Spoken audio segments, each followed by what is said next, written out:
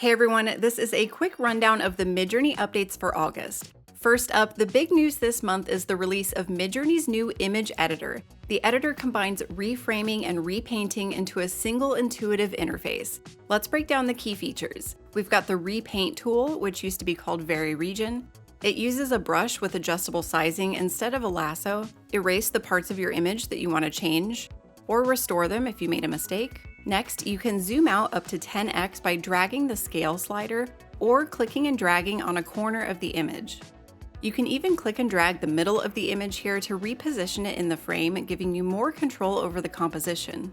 In the upper right, you can pick a new aspect ratio for your image, or click and drag these little gray bars to make a custom aspect ratio. And over here, you can edit your prompt text and even drag and drop images into it if you want to add an image reference. The editor is only available on the website. I really like the new editor, and I think it's going to draw more people to use the website because you can combine multiple actions and submit one job, versus on Discord where repainting and reframing must be submitted as separate jobs. I also think the new editor gives us a glimpse into how we might be able to edit external images with Midjourney in the future. Be sure to check out this video where I give a full breakdown of the new image editor. Speaking of the website, there's more big news. The Midjourney website is now open to everyone. What I mean by that is that you no longer need to have a Discord account, and there's no image count threshold keeping you from creating images on the website. Right now, there are 2 login methods that you can use, and it's possible that they will add more in the future. Midjourney has also introduced room syncing between the website and Discord.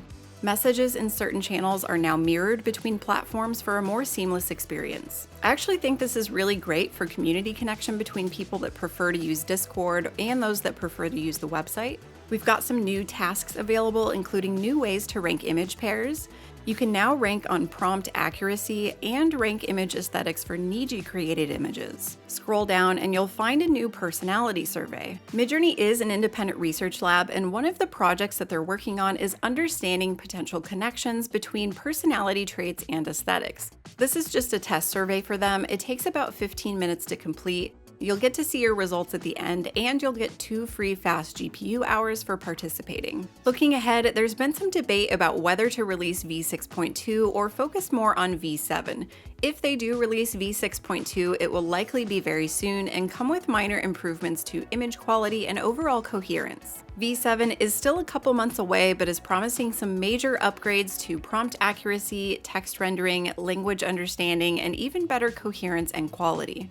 And if you're looking for a character reference update, that will come after the V7 release. The video development timeline has sped up a little bit.